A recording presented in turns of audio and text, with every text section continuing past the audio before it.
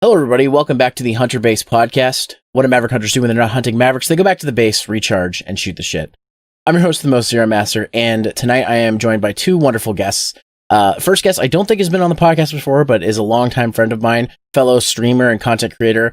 It's my friend Hannah, and your Twitch is Oishi07? Am I saying that right? Yeah. Mm-hmm. Okay. Hannah, how are you doing? I'm good. I'm excited to be here. I haven't watched this conference 7 times to prepare for this. I'm very excited to have you on because I know that you have a lot to say about Sony stuff in general. So, yep.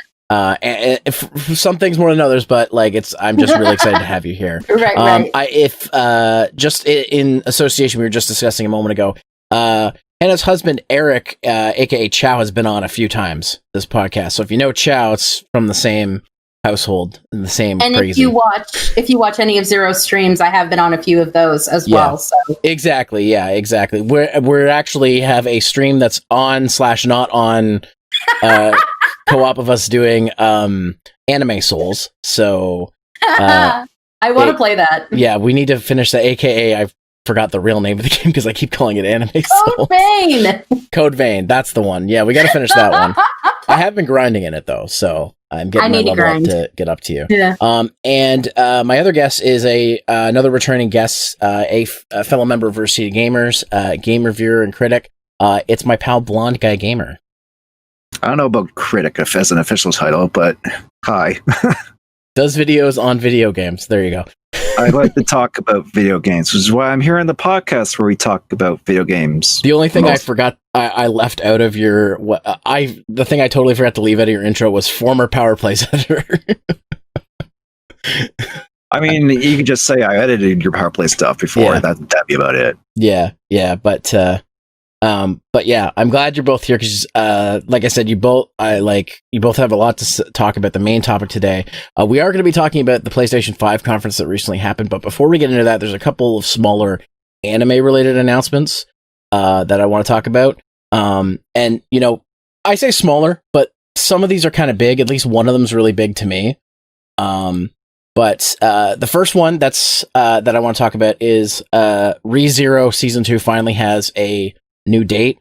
For people who don't know, it was pushed back due to coronavirus.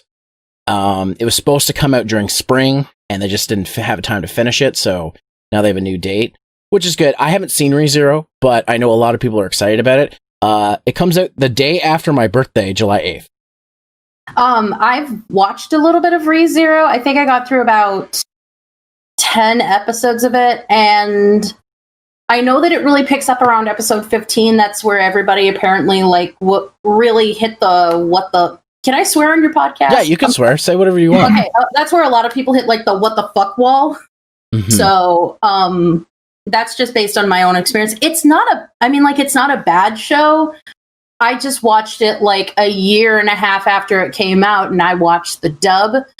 So I don't get the hype behind it, but I mean, it's on Funimation dubbed if you even want to maybe check it out and see if it's worth your cup of tea. Yeah. Again, I don't get the hype. It's not a bad show. I'm definitely not saying that. I'm just saying I don't get it.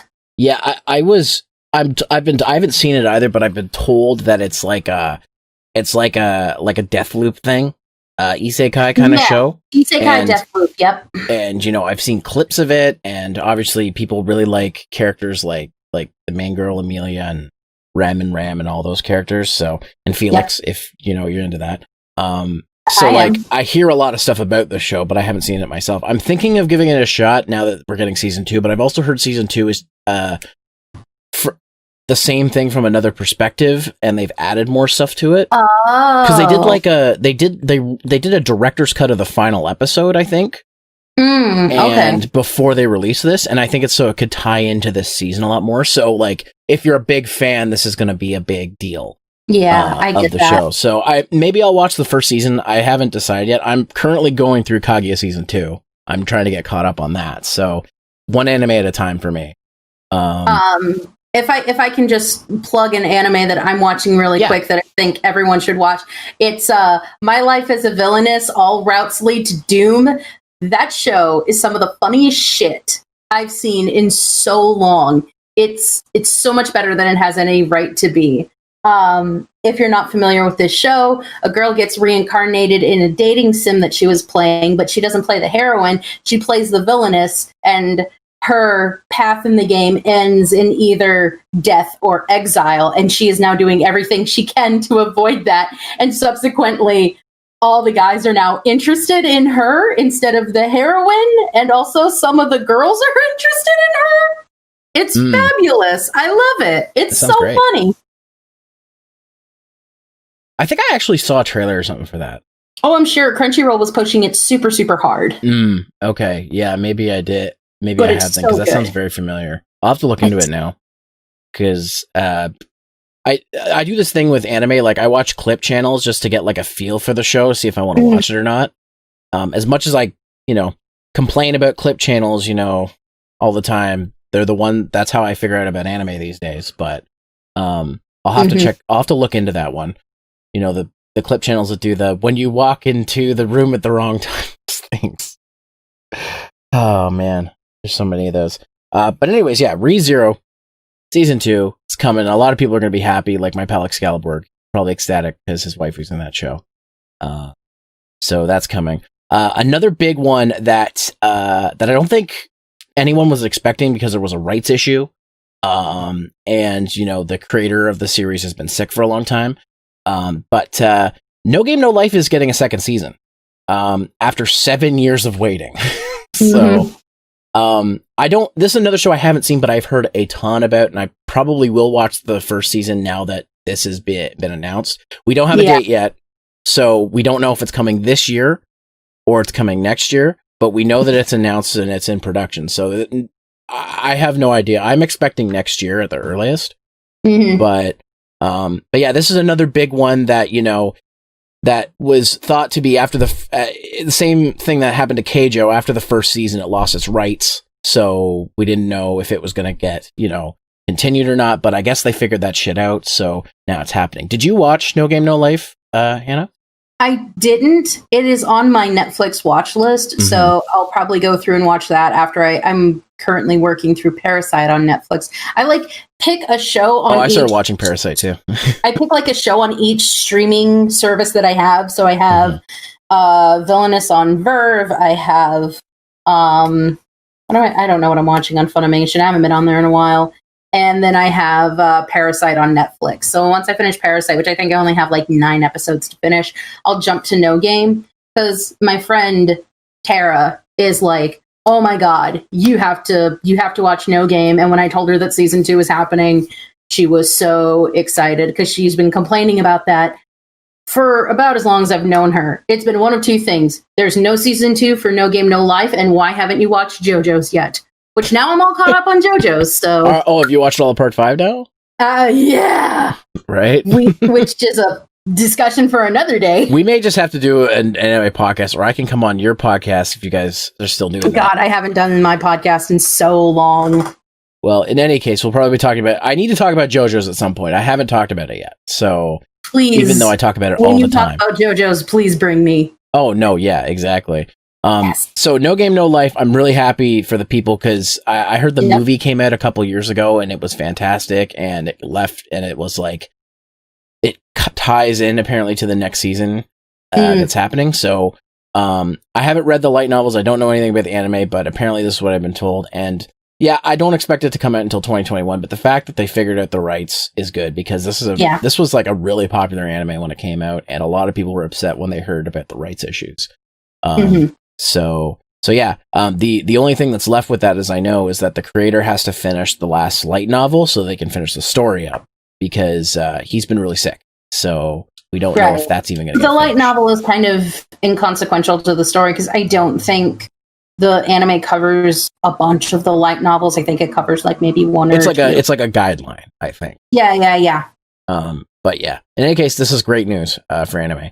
And one more announcement that is really important to me, really big to me. is that they like announced, I think it was shortly before the Sony conference or after, I can't remember. They announced that Shaman King is getting a new anime on April 2021. Now, like I've been working on there's a video that I've had in the back burner. I've been thinking about doing like my top anime that deserve to be continued. And like Shaman King was like near the top of the list of that video that I was thinking of doing. Because Shaman King had the worst run in both manga and anime. The anime had at least had a decent ending. It wasn't, the best ending because it ended on a cliffhanger, but at least it was an ending. The manga had to end 3 times because it kept getting canceled. So it finally finished up a couple years ago, for sure. Like, totally done. And it's one of those shows that's needs kind of an update because it was made in that era between like when they were switching from like cell to like digital animation. So it's got that like early 2000s like roughness to it. I just am happy we're going to get a continuation and have the thing be finished. As much as I don't really like the ending they went with because it's kind of depressing in the manga, I'm really happy that they're redoing the anime. And hopefully they like pace it better because the original anime was like 70 plus episodes and they wasted their time with it. Yeah. So hopefully this one works out a little better. And like, it's got a very JoJo's Part 3 feel, at least the manga does. So, I mean, the creator's heavily inspired by JoJo. So it's one of those things where I'm hoping like if they redo it, they speed it up and make it better paced like JoJo's is. So this is like Shaman King's one of my favorite animes of all time. So I'm very excited that it's getting redone. I just love when anime gets redone because then more often than not, it means that we can have good dubs of them. And that's what I'm super excited. Like the dub of Shaman King wasn't bad. I watched it when I was a kid and I was super, super into it, but it was a Fox Kids dub. Those aren't great. They're better than 4Kids, but sometimes they're just as bad. But I mean, it's on par with like Digimon and that kind of stuff when it came out. I mean, like the dub, it like is like from that same era of like trying to make it work for, kids. American television. But like I it's a kind of a guilty pleasure for me because I really like I enjoy how stupid it is. But like it's one of those things where like the hardcore Shaman King fans are like have had to deal with some shit because of the whole issue with its popularity just taking a dive. So the fact that this is a complete surprise. I never would have expected Shaman King to come back. Like in a million years I never would have expected this. So just don't screw it up this time. That's all I'm saying. I don't know if you talked about this on any other podcast because I don't know when it was announced, but speaking of impossible things to get final seasons, did you hear about Bleach? Oh yeah, it's coming back, isn't it? Yeah, they're apparently gonna animate the final arc. Oh, finally. Like, that was in filler hell forever. Yeah. No, I mean, like, if I remember correctly, like, they animated the, can I spoil shit? I'm not caught up, so don't spoil it. Okay, yeah, right no, now. they animated to, like, a very specific part of the story, and which would have been, like, the perfect ending, but then the manga kept going. So, to my understanding, they got to that part that would have been a very good ending, and now they're going to animate after that. Yeah. To my understanding, I'm not at all caught up with Bleach. I'm still forever stuck in the Bounce arc, because I can't skip stuff. It's so funny. Bounce my favorite arc, and it's a filler. And then, like, I dropped it at that Arankar arc because I thought it was boring. Arankar is everybody's favorite. Oh, I hated it. I thought this was stupid and boring. I'm like, this is the same arc I just watched 2 arcs ago. Like, that was my thought. Yeah, it's literally just the Soul Society arc. It's the Soul Society arc again. It's just somebody else is kidnapped. Instead of Rukia. Exactly. So it's the same fucking show. But exactly. But like, I was just like, I also like, I didn't like the setting. I didn't like a lot of stuff. So I kind of dropped it after that. But I did see like the fight between Aizen and Ichigo, and that's the last thing I watched. Bleach related, except for one of the movies. But yeah, that's great too. I might actually watch the final arc of Bleach when it gets animated. I'm very excited for people that are, and Bleach is getting a resurgence. Like, good for it. But I'm flabbergasted because you want to talk about something that took a nosedive in popularity. I watched a video about like how Bleach went, and it was like, yeah, I love his stuff. Oh my god, he's brilliant. He also got me to watch JoJo's. But yeah, no, just his whole video about how Bleach did really good, and then it went like yeah, it just tanked. It just like yeah, exactly. That's why I'm so surprised that this is happening. Mm-hmm. Exactly. But anyways, now that we've spent 10 minutes talking about anime, my favorite anime is Valkyria Chronicles. It's a very good anime. It's a good. I like the shooty bang bangs. It's a good Sega anime.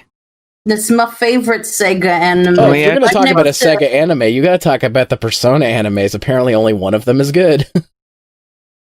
Yeah, that would be the one that wasn't the Sega anime, which is the Persona 4 anime, because that was before Atlas Sega was acquired by Sega. Exactly, yeah. But yeah. But speaking of video games, we're going to talk about the PS5, the future of gaming, the presentation that happened a few days ago. Though by the time you hear this podcast, it'll be over a week. But you know, right.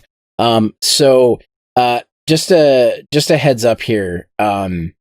With this here, like it's gonna be hard to do time codes for this one. I'm gonna try to put in the description. So if I don't have time codes, I apologize. I'll try my best. But there's a lot of you better for at least start when we talk about the actual presentation, because I don't think people are gonna be wanting to sit through 50 minutes of anime talk. No. I'll put at least one of those just to show that. Yeah. But, video starts here, guys. Content. But yeah, because there's a lot to talk about too. So we'll try not to spend a ton of time, and just keep in mind a lot of this is still speculation because not everything's been confirmed yet. But let's just get right into it. So the very first thing they showed was a montage of PS4 games, which is cool. Which is they're showing off some of the best stuff they've had in the last few years, which is good. And then, of course, the first thing they show is a PS4 game getting remastered for the PS5. It's a PS3 game. What, GTA 5? Yeah, it originally came out on Xbox 360 and PS3. Was it? Oh my god. Yeah, back in 2013. Yup. Wow. So a PS3 game getting remastered for PS5. I mean, that being said, they said it was going to be enhanced. Mm-hmm. So we don't necessarily know what that means. Like, are they going to add new content only for that? Well, so far they said that GTA Online launches with it. Yep. So you have that right off the bat, which is what a lot of people still play. So sure. And it's going to be free for anybody who buys the PS5 at launch, I think. Well, they said GTA Online was going to be. Yeah, that's what I meant. Yeah. Well, that's an important distinction because a lot of streamers I watch were like, wow, you get GTA for free. And it's like, no, GTA Online. Mm-hmm. Jesus. Which is one part of it. So, and anyone who has GTA for the PS4 now will get $1 million in GTA Online every month until the game comes out for PlayStation 5, which is in 2021. That's not till 2021, so that's like another year. That's substantial, and the game's pretty cheap right now. So if you start now, that could be anywhere from $6 to $12 million. So, I mean, I haven't played a GTA game since Vice City, but like, I didn't realize how much content was in 5. So, like, oh yeah. I mean, I recently got it for free with the Epic Game Store, but sure, yeah. So did a lot of people. But yeah, I've always been curious about checking them out because I didn't play like San Andreas or 4 or any of those other ones. So I just stopped at Vice City because that's where I got what I wanted. 5 is the only GTA game I've ever played, and I played it for like an hour and a half. And most of what I did was go to the titty bars. There you go. I mean, a lot of people just play them just to mess around, but yeah. So this is an announcement that I'm very, very excited to talk about. They showed off I don't know if you call it a trailer or a reveal trailer or what, but for Spider-Man Miles Morales, which is coming out holiday 2020. So it's coming out this year, which is pretty crazy. It looks to be perhaps a launch PS5 game, or at least launch window. So I'm hearing, I heard rumors that it's an expansion of So, the game, or is it this a is separate game? That's more of a misinterpretation This because is where it's confusing because Sony execs said it's going to be an expansion. Insomniac is like, it's a full standalone game. But people are bringing up the point that Lost Legacy in the Uncharted series was a standalone game, but it was still only like a 10-hour game. It was still technically a full game. It was just like it just wasn't a full-fledged sequel, and that's what the Miles Morales game is going to be as well. Think of it as like not a full-blown sequel, but still a standalone game, but uses a lot of the same assets, probably from PS4 Spider-Man, to shorten the development time, which is why we're getting this like only like after 2 years. They'll probably sell it at a reduced price. They probably won't sell it for a full. Maybe we'll have to see about that. Well, they didn't sell Lost Legacy. They sold Lost Legacy for $40, I think, when it first came out. So that's why people are a little more forgiving of it. Okay, gotcha. Now, the other thing that I just thought of with this is that before this, Sony had their thing a couple months ago about the specs of the PS5, and I did a podcast with Tony on that. We talked about stuff, and correct me if I'm wrong, but I'm pretty sure the PS4 Spider-Man game, it didn't have a lot of major loading times. Like, the only time you really had any loading times for that was when you did fast travel. And the way that they did that was essentially having Peter sit in the subway or something like that. And I saw a video on how the game, how the PS4, how they were able to get away with the PS4 Spider-Man, like being able to like load as you play kind of thing, by separating the game into like big chunks. So with how they've been talking about the SSD in the PS5 and how like another game we're about to talk about in a little bit has no loading times. I'm just wondering like what like they're going to get to play with when that comes to the PS5, because the PS5 is supposed to be, they're trying to make loading times reduced as much as possible with this console. So I can only imagine if it was that good on the PS4 with Spider-Man, I can only imagine how much better it's going to be on the PS5. Yeah, something that I was just playing a game on my PS4 today, and after watching the specs conference where they're like, you will sometimes notice that your character can't run faster than the game will load, and I'm like, whatever. And I actually noticed that when I was playing a game, like my character would like intentionally like feel like it was hitting a brick wall because the game was still loading itself. And I'm like, oh, I understand now. Yeah, from what I understand, the way it works in Spider-Man is they're literally like, it literally copy and pastes assets from like the previous section you're in and loads them into the next thing. There's a lot, there's duplication, but it's not noticeable because when you're in the city, you're not going to be able to tell one door from another. A city like New York has distinct areas about it and stuff like that, but it is ultimately a city. A lot of the buildings are very similar. But I still, they still did a fantastic job building it.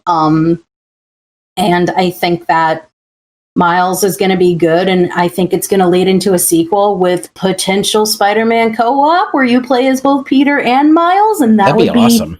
Amazing. That would be fantastic. Yeah. I totally missed out on Spider-Man for PS4, which is hilarious because Spider-Man's one of my favorite Marvel heroes. So I don't know why I skipped out on it. But now the definitive edition's like $20, so I might go just pick it up soon. And that'll get you the City That Never Sleeps DLC. Which I paid full price for both the game and the DLC, and I still think it was all worth it. So $20 for both is certainly worth it. So in any case, and I know we've kind of skipped over it, but like the Into the Spider-Verse came out a couple years ago. Miles' character has skyrocketed in popularity, and I really enjoyed it from that movie too. So I can't wait to see how they expand his character in this game. Yeah. So it's going to be really great. So excited. So the next thing that was shown off was it's got to be a rule whenever there's a console launch, you have to have a racing or car game to show off how good your tech is. So Sony showed off Gran Turismo 7. It is a game. We don't know when it's coming. We don't know when it's coming out. They didn't say. Somebody's excited about it because games always do well, even if a lot of us seem not that interested in them. I mean, like, the only person I can think of that in my vicinity that's really a big fan of it is my brother, because he's a big fan of GT5. And 6 was kind of a disappointment. And Sport apparently is fine, but it's not the same. So he's Someone hoping I that know- this one's even better than. Yeah, someone I know was like, I'm immediately sold because this looks incredible. So he's like, I'll get a PS5 just for that. The thing that I noted, because I think Doom said during the stream, he's like, it just looks like every other, Gran Turismo game does. And the thing that I pointed out is, don't pay attention to the car. The car stuff's going to look, it's going to look samey, because how much better can you make cars look than they've already looked? Look at the backgrounds. Look at like the trees and shit. Like, well, you can also do a lot more interior detail. Yeah, that's true too. Somebody was saying that like the dashes look so much that's more the intricate. kind of stuff I was looking at. I wasn't looking at the cars. I'm like, I've seen HD cars. I know what this is going to be. Cars look amazing, but it's more of the intricate of being in the cab, and it's the intricacies of like the environment and things like that. The outside of the cars have looked great for a really long time, but that's where most of the detail and the work always goes, and then the insides look a little shit. Another key detail I paid attention to, and this was only recently because I started playing Soccer Wars on PS4, was the reflections. Because that game has amazing reflection work. I don't know what they did to make it run as well as it does, but it's great. And then I was paying attention to it in this trailer, and it looks really good too. It's hard to tell because, of course, they have to blur it because it's a reflection. But I have to imagine that wasn't easy to do. So well, and I would imagine that that's like the ray tracing stuff that they've been talking about, because they talked a little bit about that at the Specs conference as well, where they're like, you're gonna get like 1 million ray traces, and that's gonna like look real fucking dope. I just got a graphics card that can do ray tracing, and I've only like scratched the surface with what you can do with it. So I'm excited to see what these consoles can do once they hit out. And Gran Turismo 7 is one that, I mean, I'll be able to play it because someone in my household is going to buy it. So right. Even if I don't. So one of the games that I actually was really impressed with, and I'm not a big fan of this series, but after watching this trailer, I kind of want to get into it. Ratchet and Clank Rift Apart.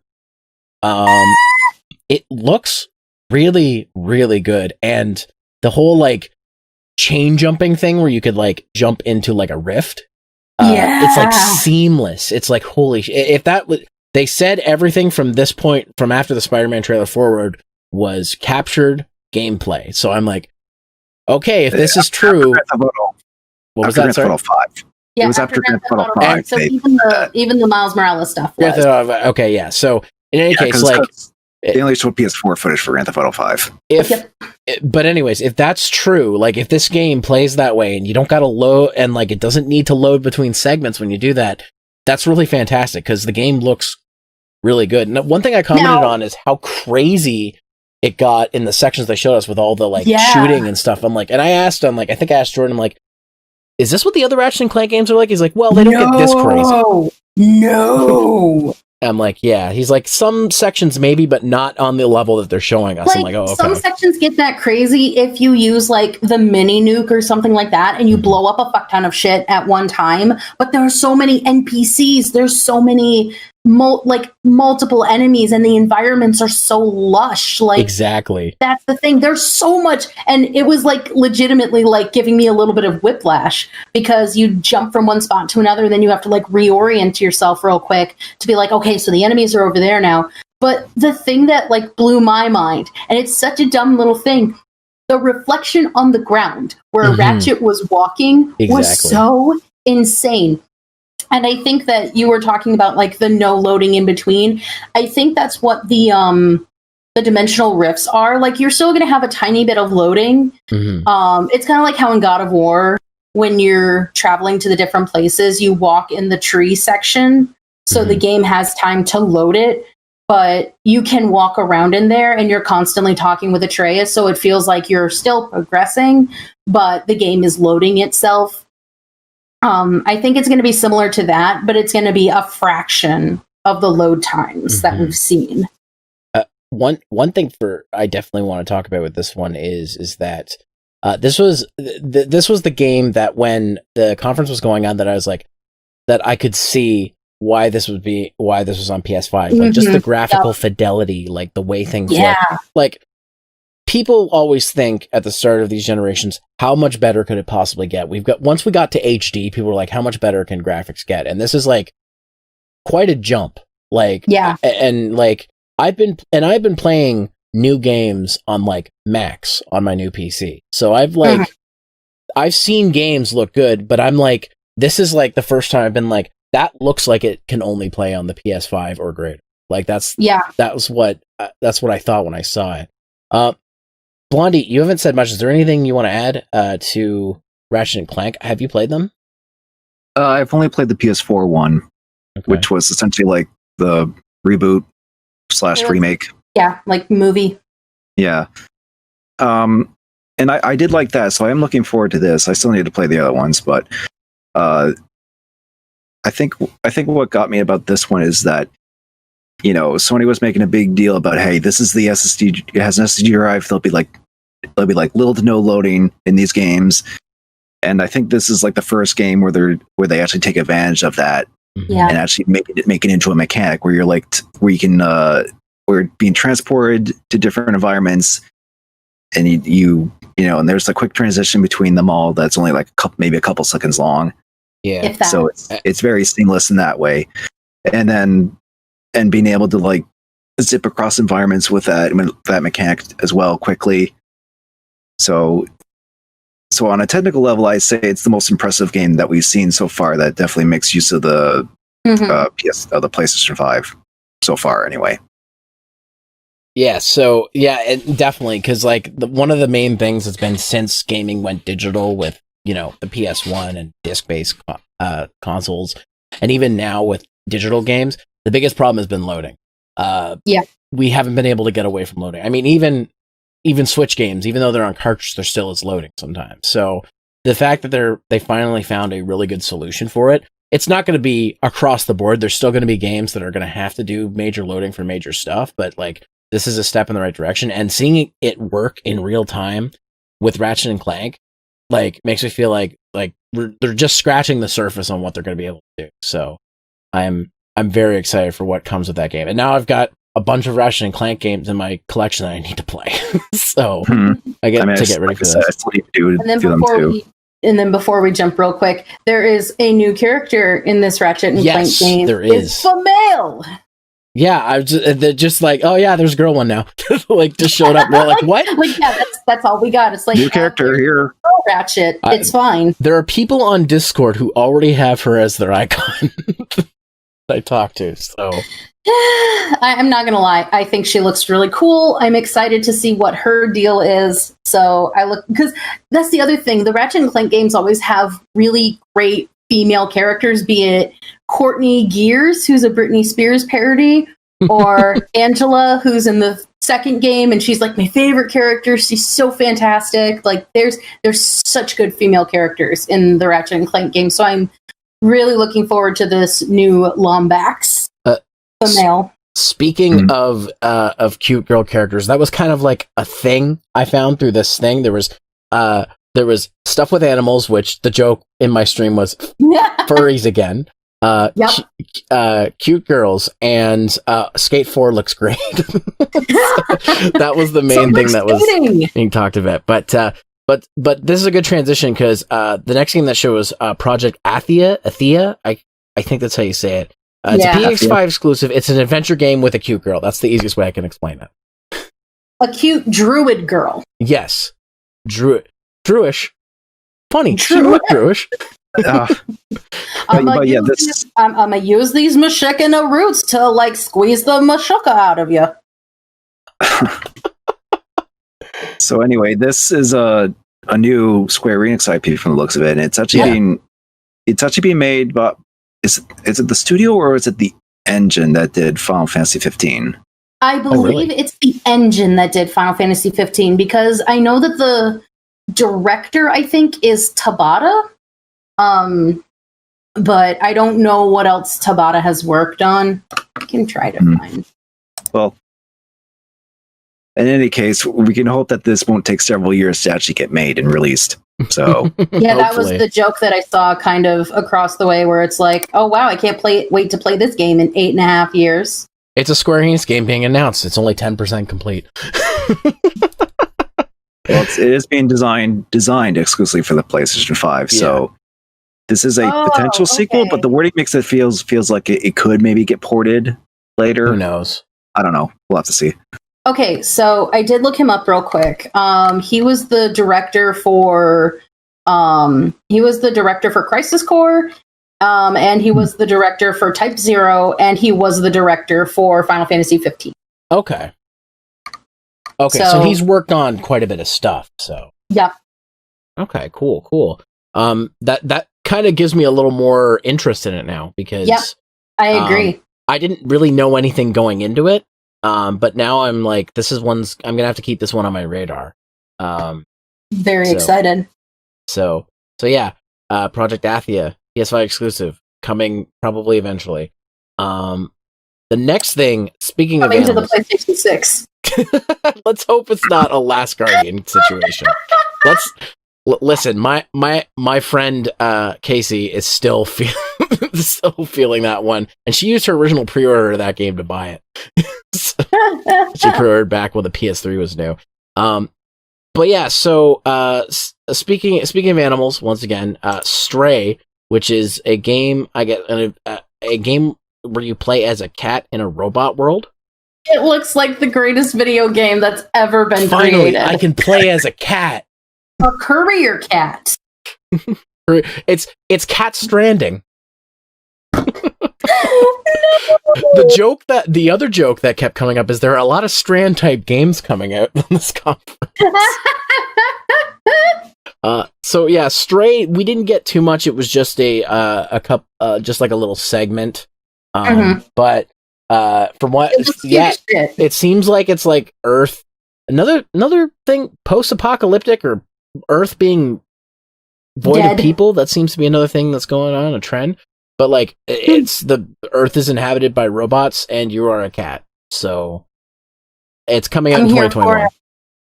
It's definitely interesting looking, the world and everything. It's just a matter of like, how's it actually going to play it? I guess we'll find out later. Finally play a game. If we can make our own cat, I'm making Rolly just because I can. Not your own cat. No, Rolly's. So yeah. Wow. Okay. I make my own cat on that. Just hope Nico doesn't hear that. Oh, he's not. I've locked him upstairs. He's had a big day. He was chasing birds. So they showed off the PS5 controller. We got kind of like a look at. I don't know if it's an actual controller or just a render of it. I'm gonna assume it's just a render. Yeah. But just a few details I want to talk about. I like the shape of it. It looks more comfortable than a PS4 controller to me. I hate it. Which I can't wait to try. Because so the PS4 controller is not uncomfortable, but my hands go numb whenever I play with it for long sessions. That's why I had to get a different controller. I bought a Hori controller that's a different shape, so I could play PS4 games for longer. But I like the shape. It looks more baby hands. Sorry. I have tiny little baby hands, so the PS4 controller has always been perfect for me. Big sausages, so maybe that's and why. Now they're making it bigger, and I'm like, no. Oh, I'm sure they'll make a smaller. It's not Xbox Duke. So. It's not a Duke, yeah. Which they did re-release for the Xbox One, and my brother actually bought one. I am happy that they are keeping the analog sticks in the same place, because to me, that's the perfect thing. I don't have to jostle my thumbs. They just naturally fall on top of it. So I do appreciate that. You can make the controller a little bit bigger, but don't fuck with my analog sticks. Apparently, the triggers are going to have better force feedback. I don't know if that's going to raise the price of the controller, but... Oh, I'm sure it will. I've been using the Xbox Elite 2 controller a lot because my brother bought one, and I might be doing a video on it, and it has adjustable force feedback, and I see why people like it. And what I'll say about the PS4 controller is a problem I've had since the PS3 controller is the L2 and R2 triggers feel slippery and not satisfying to press. So if they're fixing the force feedback, that's good. That's usually the opposite of like with that in PS3s, because PS3 triggers, people felt like they could easily slip off of them. Oh no, they're slippery as fuck. So with the PS4, they curved it in a way so that it doesn't feel like your fingers will slip off. It still feels a little slippery. They fixed one problem, but they still don't feel satisfying to use. If not as good as the PS2. I thought they were okay, but I don't know. PS2, PS1, and PS2 was the best in terms of how they did. But this is definitely a tomato thing. Just like I don't like bigger controllers. Zero needs bigger controllers. Tomato. The fact is, like, apparently it was a big enough of a problem that they're doing something about it, which is nice. Right. And what like as long as it's not like concave GameCube controller force feedback, because that I hate those triggers. But they're fine. Or whatever. Also, it has its own built-in mic, which is nice. Because that's gonna sound like ass. Oh, it's gonna sound like ass, but it's nice that it's there because a lot of people don't have headsets, and when you're trying to communicate, pain in the ass. Can't wait to hear all the background noise people have when playing online. I can't wait to hear the game at like Mach 10 audio levels. Or Blondie, Blondie, you thought you escaped chip bags when you left Power Plays, but little did you know. Oh God. It charges via USB-C, which finally a Sony controller that charges USB-C. Xbox has been doing it since the Elite controller, and I was just like, yeah, put USB-C in your controllers. So I'm happy with this one. To be fair, the regular Xbox controllers are still USB. They're not USB. Yeah, they're using USB micro, but they also use batteries, so it's not as big of a deal there. It's not for charging. It's just I would much rather have a USB micro than spend money on batteries, but that's just me. Yeah, and my only problem is the USB-C connector is one, it's fast and it's easy to plug in. It's not. There's no way you're going to mess it up with that connector. So it's something that's needed to happen for a while, and I'm glad they finally did it with this console. And the audio output on it supports the same 3D audio that the console does.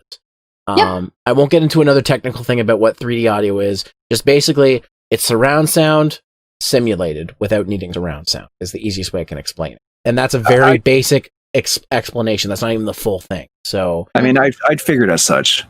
Yeah. Like, if you really want to know, if you just YouTube search how 3D audio works, there's plenty of videos that simulate it and you can hear it. So, so that's the controller. It looks good. I can't wait to try it out for myself to see how it feels. If it feels as good as I hope it looks. So we'll have to see. And hopefully they'll make a smaller version for people like Hannah who have small hands. There we go.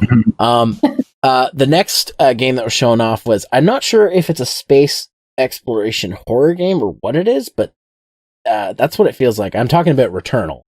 They didn't say much. They just showed like a trailer, and it seems like it might be a roguelike. Well, it's a time loop game. Oh, essentially. Oh, okay. So, which I guess it is a roguelike in that sense, but it's more narratively driven in that the character is like, I'm stuck in this loop type of thing, and I die, I come back, I'm losing my memories, I gotta learn the secrets of this planet before I become a potato. Yeah, and every time you die and restart, you slowly make progress. At least that's the gist of what's probably going to happen in that game. So I mean, in that case, it wouldn't be a roguelike because roguelikes change every time you die. If this stays the same. Okay, yeah, but roguelikes still have that element. Roguelikes can still have that element of like. Oh, okay. I don't play a lot. You retain some aspects of the game to progress later on. Yeah, what was it? I'm playing a roguelike recently, which I don't normally because I'm not a big fan of them, but I've been playing One Step from Eden. Big shocker, the guy who likes Mega Man's playing a Mega Man inspired game. Wow. And it's that's the one thing I don't like about roguelikes is when you lose a lot of your progress when you die, but there's still stuff that you keep. Like I keep cards for the deck, and I unlocked a character recently, so I get to keep that and stuff like that. But you have to start from square one every time, and every run's different. So I don't know if I would call this No Man's roguelike, but that's I wouldn't say No Man's Sky because it seems like you're just stuck on this one planet. Yeah, that's fair. Fending off aliens and figuring out what's going on, type of thing. It's not exactly and I don't know if it's roguelike in the sense that things are completely randomized, although they might be. I'm not sure exactly how the time loop aspect's going to go into the gameplay, but it's definitely intriguing. And there's a game later on that also does that. So next game is Super Sackboy 3D World. I mean, that is actually the most apt comparison considering I totally don't have in my notes similar to Mario 3D World. It's almost like a lot of people thought of that because it looks very similar. But the actual name of the game is Sackboy: A Big Adventure. This is like a I don't know if you call it a spin-off to Little Big Planet, but like a separate game in the series. Yeah. That's all about Sackboy doing levels with his friends. Now, Doing I know Sackboy things. Yeah. Now I know the original Little Big Planet was kind of like the same idea as like Mario Maker, where you make levels and stuff. So I don't know if that's going to happen here. This seems more like a straight up just 3D platformer. Yeah, I mean the original Little Big Planets did have like a little campaign story mode you could go through, like pre-made levels and stuff like that. Yeah. Yeah. Before you go into like the creator content stuff, but this just looks strictly a 3D platformer, Right. a Little Big Planet style, and you can there are still a little bit of customizable aspects, like like dressing up your character and stuff, but that seems to be like the only thing that you can do in terms of customization. Yeah. Yeah. I mean, we don't know for sure, right? So yeah, but that's just what it looks like so far. The main things that we know about it is that it's an isometric 3D platformer, and you can have 4-player co-op. That's about the most that we know. And it could still be fun if you like the Little Big Planet. So yeah, I mean, it looks like a chill, fun game, and that is fine. Like, I think it opens up the possibility that it'll be easier to move PS5 models for parents to be like, oh, look, my child would like this video game. Yeah, there you go. But hey, it's another thing I noticed is a lot more 3D platformers coming out. PS5, so yeah, this one I may have to check out, especially if it's got co-op, because I love it when they have co-op. Yeah. So they showed another game that originally, like, I thought was like that roller derby game, but it's not. Yeah. Destruction All Stars. The description I put was car combat battle royale where you can get out of the car. I put Rocket League Overwatch. Rocket League Overwatch is also another good comparison. Rocket League Fortnite, Rocket League Overwatch, whatever. It's essentially it's another battle royale, but you get cars. I'd say more so like character team deathmatch type of thing. Oh, like a hero shooter, but with cars. That's why I said Overwatch, and it seems like the characters actually. I thought it was a battle royale. Okay, well. No, I mean, just because it kind of looks like Fortnite doesn't mean it's a battle royale. No, there was definitely like a team dynamic to it, because at the very beginning, there's like the two groups. But what's interesting about this is, like, when you're out of your car, be it like your car gets destroyed or you just get out of it, you can fuck with other people's cars. Like, that's interesting. This looks like, again, a fun, just kind of fuck around game. It's basically like a PG Twisted Metal. That's what it looks like. Or maybe this is a spiritual successor to the Destruction Derby games back then. Clearly. I'm curious why they called it Destruction All Stars. Like, are we supposed to know who these characters are? Because I didn't recognize a fucking one of them. I mean, most people don't recognize half the characters in the actual PlayStation All Stars Battle Royale anyway, so. I know most even the Sony fans. I mean, yeah. I didn't see a Jack or Daxter anywhere. Who knows? Like, maybe All Stars was just like, oh, that's a buzzword. Yeah, yeah, probably. But yeah, it looked kind of neat. Overwatch and cars. What more can you say? A fun little fuck around game, probably. Yeah. Going back to another 4C action adventure game with furry creatures and a cute girl protagonist, it's Kenna Bridge of Spirits. Oh my god. This was probably, in all honesty, as excited as I am for like Spider-Man and Ratchet and Clank, this was probably my favorite game that they showed off. Oh yeah? It is so stunning. And the studio that's doing it, they're an animation studio. So the fact that this looks like you're playing like a Leica movie, like, Kubo, Coraline, stuff like that. Oh, okay. It definitely has so beautiful. It definitely has the distinction of it looking like you're playing like through an animated movie type of feel. Yeah.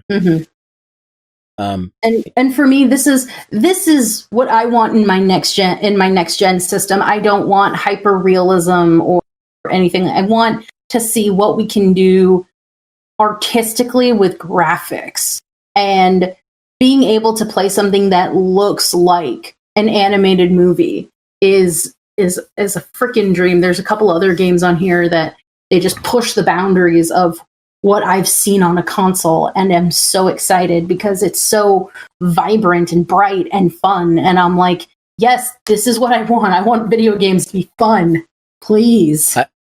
I thought at first it was a Cameo game, which makes no sense because Cameo is for Rare and that's Xbox exclusive, and it looks nothing like Cameo. You're not the only one. I saw some streams that were like Cameo, Tack and the Power of Juju. There were a couple of them. I just got that vibe. Prequel. Pikmin, because the little guys help you move stuff. Yeah. Oh yeah, that's exciting. But yeah, it looks really cool, and I can't wait to see what more we're gonna get for it. So, no release date or anything; they just showed it off. So, so if you like dinosaurs and you like high school, Goodbye Volcano High looks like a visual novel with dino people. If you liked Life is Strange, but you wish that the lesbians were dinosaurs, you should check out Goodbye Volcano High. If you just can't get your rocks off without dino scissoring, then here you go. Mm-hmm. Oh, the scalies ain't good that day. Are they scalies or featheries, though? Because it's scalies for anything that's like a lizard or predominantly dinosaur. Featheries are more of the avian variety, so it depends on if it's like a pterodactyl or a primeval bird. I was gonna say, because dinosaurs are more like birds, not really like, I don't know. No, they're not. They're fucking reptiles, dude. I mean, no, like we're not getting into the discussion on the scientifically, they're birds.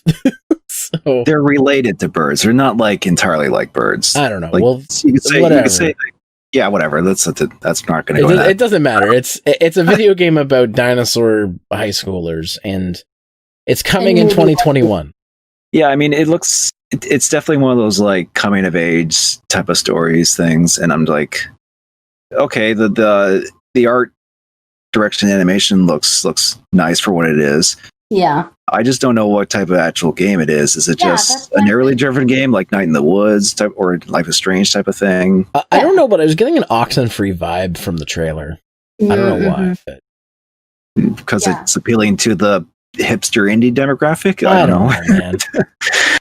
But not the slight against that stereotype, but the only thing that I'm a bit taken aback from that trailer was that if you were to show that without any context and say, people will probably just say, "Oh wow, that looks like a cool TV cartoon series or anime series it's being debuted," and it's like, "Oh wait, that's a game." That's the only thing. I'm just a little like, But that's what I was talking about. The fact that we can play a video game that looks like an animated TV show, or but at least with Kano, it showed off like gameplay aspects.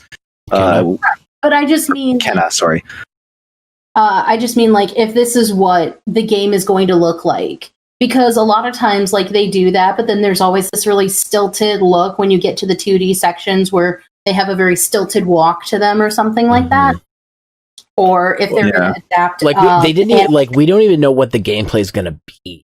Like, yeah, I mean, I guess as an announcement just to show the totally graphic. Yeah, I mean, I guess it's just a little announcement trailer just to show the premise. That's fine. I'm just I'm just a little bit curious to be like, is it just a visual novel type of thing, or I don't know. I mean, it's not really something I would play regardless. I'm just wondering. Yeah, I'm gonna watch somebody play it. I'm sure. Oh yeah. Now the next one I actually was really hyped for because I don't know about you guys, but I kind of knew this was coming. Because I watched a couple weeks ago, I watched this YouTube documentary series. I think it's called "It's Like War Now" or "War Stories." I can't remember the exact name of it, but they talk about development of video games. And as soon as I saw the dude, I knew what they were talking about. Because so the game, anyways, is Oddworld Soulstorm was the next one they showed off, and the footage they actually talked about this in that documentary about how. New and Tasty was sort of not just a remake, but also so that they could do what they always wanted to do with Oddworld, because the series kind of like spiraled off into spin-offs after the second game. And it never really got to what they wanted to do. And now they're, with the way that the consoles are, they can finally tell the story they want to tell in the Oddworld series. So it's using an enhanced version of the new and tasty engine, and the footage they showed in the trailer looks way better than the footage they showed of the gameplay in that documentary. Like, I was just like, oh, okay, it looks like new and tasty when I saw that. But then when I saw the trailer here, I was like, holy shit, it looks so much better than it looked like in that video I saw a couple weeks ago. You said, holy shit, just like that one guy in the trailer. Holy shit, it's Spider-Man. But no, I watched Catacris's stream, and he said that he had played that train level like back in like 2014 or something like that. So they've been working on this for a long time. Yeah, and like I said, like I need to. I don't know if anybody's done a comparison of the video I'm talking about, but if you could, like, I went back and watched part of that documentary. It's night and day, the fidelity. I think they originally were developing it for the PS4, but then they realized, oh, we can make it on a more powerful system. Yes, let's do that. So I genuinely wish I was more into the Oddworld games, because I love the lore. I love like the world and how interesting all the characters and stuff look. I can't get into the games, and it's unfortunate because the old ones are definitely of that era of like cinematic platformers that require a lot of precision timing with certain aspects, with certain things. I'm so bad at it. I mean, it's one of those things, like, I grew up with the games, but I was never hardcore about them. Like, we played the first one a lot on PS1 because a family member had it, and then my brother got the Game Boy one, which is a completely different experience. And then I think I played one of the Xbox ones that came out later, but it was a different experience. It didn't follow the same, like, kind of like storyline or anything. The easiest thing I could say is, like, if you're just like, I never got into it and I kind of wish I did, new and tasty is really how they intended the first game to be done. So, and that's on PS4. It's on PS4. Actually, it was free at one point too. So. I don't know if it is now, but like it costs like nothing now. So if you're just like, I want to play like an adventure platformer and just chill, it's a good one. Okay. But yeah, I'm really excited about this because they've been talking about this for a long time, and now it's looked like it's actually going to shape up, and it's going to be on the PS5, which is really exciting. Yep. So no release date for that one either. Release date. No, they didn't even say 2020 or 2021. They just kind of showed it off, which leads me to believe probably midway through development, they were told they were given PS5 development kits, or they told it was coming, so they probably had to rework sections of it, and they were doing that first. Because but the next thing that showed off, we got to see more of Ghostwire Tokyo. And we know a little bit more about what the game's combat's about. It seems to be you can use ninja science magic, so that's the easiest way I can explain it. And we got to see more creepy church stuff. Magic. Excuse you. Sorry, what was that? Definitely ninja science church magic. This is definitely some Shinto exorcism shit. Hold on, let's just get religion, science, magic. Let's get it all in there. Let's get the whole trifecta of things that don't get along. And there's like ghosts and bikes Slenderman and Slendermans. Yeah, like it's Japanese Slenderman. It's shaping up to be some kind of like a mix of like an action and like a survival horror game with ghosts kind of thing, I think. I mean, it's not like, it's definitely more action oriented than, say, something like Fatal Frame, but it's like, kind of like Fatal Frame and Doom had a weird little baby. Kind of, yeah, because I think it's running this one. No, this isn't on id Tech. Sorry, one of the games was running on id Tech, and I don't know which one it is. I can't remember. I think it's this one. I thought I saw id's logo. Is it this one? Okay, because somebody mentioned when I was streaming that they saw an id Software logo. Yeah. So it could be this, and I would believe it. Parts of it do look like Doom Eternal. So just say, the way that the combat flows, it did look very Doomish, which I'm so excited for this game. But Nakamura, the lead creative designer, quit, and to me now it looks like super generic. Like the visuals are still really cool, but the combat looks like super generic, and I'm like, I mean, I wasn't expecting it to be in first person, so it's exactly. It's definitely something that looks interesting. and then the combat is definitely flashy, but I could see it being it did look a little bit simplistic in just how you attack, but yeah, it could open up into different things though. Yeah, and I was kind of thinking that things would be a little more subtle, like with the creepies and the things, but it's just, look at all of these Slendermen that you can kill. Look at all these headless schoolgirls. I don't think Shin Megami is all about subtlety. Well, no, this wasn't Mikami. Or no, I'm thinking of someone else. You're right. Again, like the creative head like left it, and then they brought other people into it. So, or maybe this was Mikami's game. Now that I think of it, this was the only other Japanese game. Yeah, you're right. It was Mikami. Yeah, I Sorry about that. They have another dude who's a name that I recognize who's heading it now. Can't remember who it is though. That I thought I got mixed up with. Yeah. In any case, it comes out in 2021, so it's coming out next year. So I guess we'll get to see it sooner rather than later. Mm-hmm. I mean, if you know what, if I can blast BFG Division in the background and play it, then I'm fine with that. I don't know if that fit, but okay. Maybe, but so they showed off another space exploration game. I think it is Jet: The Far Shore. I think it's a space exploration game. Maybe there's time travel in it too. It's hard to say. They didn't really talk about it. They just showed a trailer. It kind of gave me a little bit of a journey feel to it. Yeah.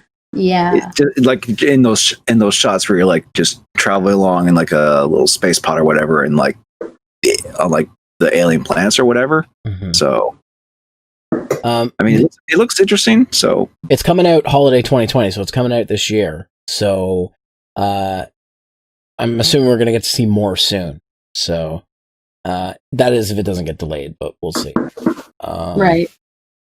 So another game that that's coming out this holiday, Godfall, which it's like an action hack and slash kind of game. It's like a looter shooter but with swords. The way that I looked at it is, it looks like everyone is Daishi from Power Rangers Jungle Fury fighting each other. That's what it looks like to me. Which will make no sense to you or anybody else who doesn't know about Power Rangers. Yeah. So, black lion armor guys hitting each other with swords. That's basically what it looks like to me. Yeah, it looks to be like a cooperative. You could play with your friends and get a bunch of loot type of game. Mm-hmm. It looks like it's very fast paced too. Yeah, I'm sure it'll have its audience, and nice AMV music too. Right. Like the trailer that they showed at the Video Game Awards was much better in my opinion, and and that had that again. Yeah, that they teased it, and they're like, "This is the first PlayStation 5 game we announced." So if you remember that, this is what it was. Okay, I forgot about that. Well, that's where it came from. So yep. Okay. Speaking of Journey, Solar Ash. It looks like Journey, but on a galactic scale. Well, it's made by the Hyperlife Drifter guys. Yeah. So it definitely has the that style. But I think what impressed me the most from that is that they went from a top-down, pixel 2D style game to like a full 3D game, Mm-hmm. and that jump from their next game into that is pretty cool to see. Yeah, and the art looks fucking stunning. Yeah, I mean, there was one of my favorite parts of the trailer. The one character was literally like roller skating into a black hole. Yeah, which was hype as hell. So dope. It looks really great. It doesn't come out until next year, but you know what? This is one I definitely want to keep my eye on because the art is just so great, and it looks like it's going to be really fun to explore the world. I need to play Hyperlight Drifter.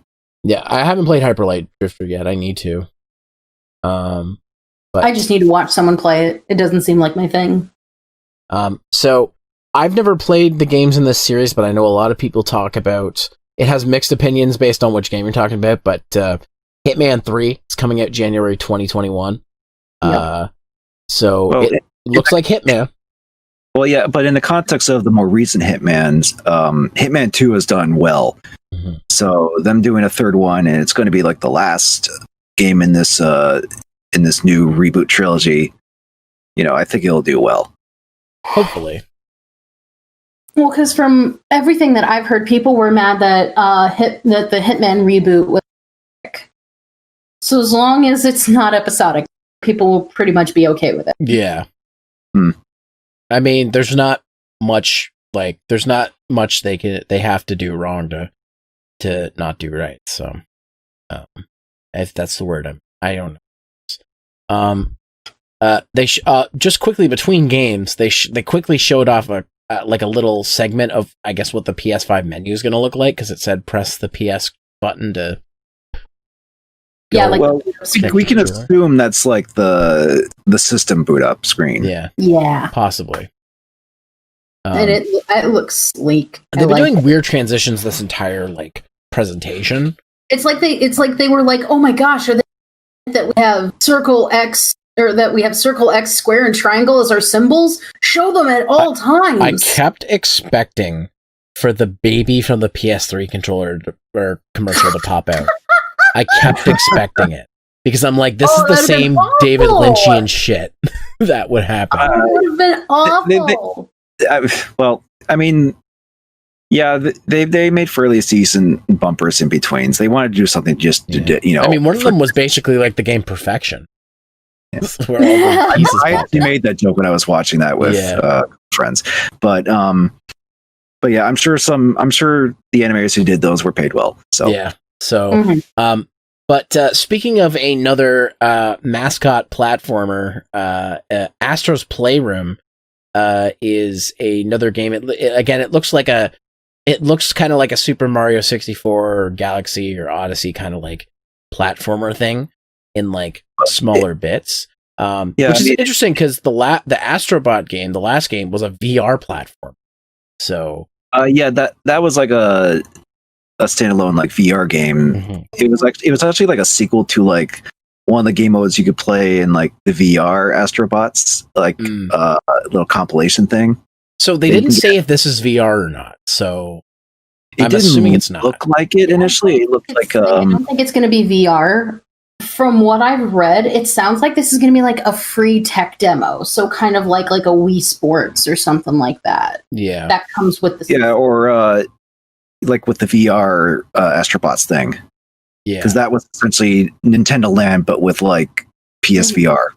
Yeah, but it's more Astrobot technically. I do like that they were all playing on top of the little consoles, and you saw the PlayStation 2 boot up screen, and he pops out of the controller, and all the little coins had the PlayStation logo on it. I thought it was really cute. Honestly, that's one thing about the shit out of it. Yeah, that's one thing about the Astrobot stuff. It's definitely cute. So yeah, I still need to play it in VR now that Billy has a PSVR. I'll have to play it eventually. So you like action adventure wilderness games? Well, we got another one for you. It's Little Devil Inside. Monster Hunter. I swear this is not another trend that there's a lot of wilderness or foresty action adventure games. But yeah, here's another one. This one has a unique art style. I think this is the one with the old man and the young guy, and they keep cutting between him. They cut to the part where he poops, and I'm like, what? Yeah, they made a poop joke. Yep, the guy dropped a bomb, and the old man pooped. I think we were just saying this is Claymation Australia every time we looked at it. So. But no, it looks really interesting and really cool. And again, this is what I was talking about earlier: the fact that we're getting so many stylized games, and not just look, you can see the crease in Kratos' brows and the pores between each crease. I don't care. I want to see more cool stuff. It almost, watching this whole conference was almost harkening back to a PS2 era of games where just everything looks fun and experimental. Yeah. And well, I think it's one of those things where it's they emphasize a lot on the artistic styles of games that are coming out that you can play on PlayStation 5. Well, later on, as the tech improves and people get a grasp on how how to develop on PS5, they can then start to maybe do some more technically impressive stuff that way. Yeah. But that's probably something down the line. But going back to that little devil inside, I actually read up a little bit on it, and apparently it was actually a Kickstarter game. Oh, really? Oh. Yeah, but it was like a while ago, like back in like 2015 or something like that. Oh, really? What's hilarious is that one of the only stretch goal it met was like a Wii U version, which I'm still waiting on a Wii U like tabletop tactical game that's never going to come out. So I mean, maybe you'll get it for the Switch, but I mean, that would be cool. Get it on the Switch. But the game was built around using the gamepad as the game board. So I don't know now. Yeah, I mean, you have Clubhouse games on Switch. So. Yeah, that's true. But yeah, Little Devil Inside actually looks kind of fun. Poop joke, hard cut, and everything. And I think the reason they showed it off in the PlayStation 5 one is that Sony, I think, like contributed to its funding for development. So that could be why it's like being. I don't know if it's going to be exclusive at first for PlayStation 5, but Mm-hmm. Well, I hope anybody who backed on Kickstarter to get a Wii U version isn't going to be upset. I'm pretty sure as time went on, they had to like cancel it, and people probably get to choose it on like PC. There are Kickstarter games coming out now that they're still releasing Wii U versions for. So who knows? As long as that Wii U store is up, people gonna get it. But Hannah, I'm so glad you brought up about like detail in people's brow, because the next thing we're going to talk about is NBA 2K21, because the sweat has never been more realistic. Oh yeah, it's all about that. It's all about that sweat tech with basketball games. So gross! I don't want to sit here and watch sweaty. It's funny because when we were watching the stream, everybody's like, "We get it. We know that people can look photorealistic and sweaty in sports games. We don't care anymore." It's the one thing they always have to show off when they do a next gen sports game. It's like, look how detailed the sweat is on this guy. Now, if that sweat had reflections in it, then we could talk. Yeah, where's the ray tracing on this sweat? Yeah, ray tracing sweat. But it's something they've always done since like the GameCube, PS2 era. It's like, look the characters. You can see all the sweat and everything. I just remember. I'm gonna say the same comment that I made on Microsoft stream. The fact that these are what it should have looked like on the PS4, and the fact that it didn't is like insulting. Dude, like when I was in high school, still like my last year of high school, this is how far back I'm going. I remember in my computer tech class, a kid brought the student teacher brought in his Xbox 360 and FIFA 2008 or 2007. And he's like showing off the detail of the sweat, like the same thing they're talking about with this thing. And I'm like, we get it. You can make HD and sweat. We get it now. Right.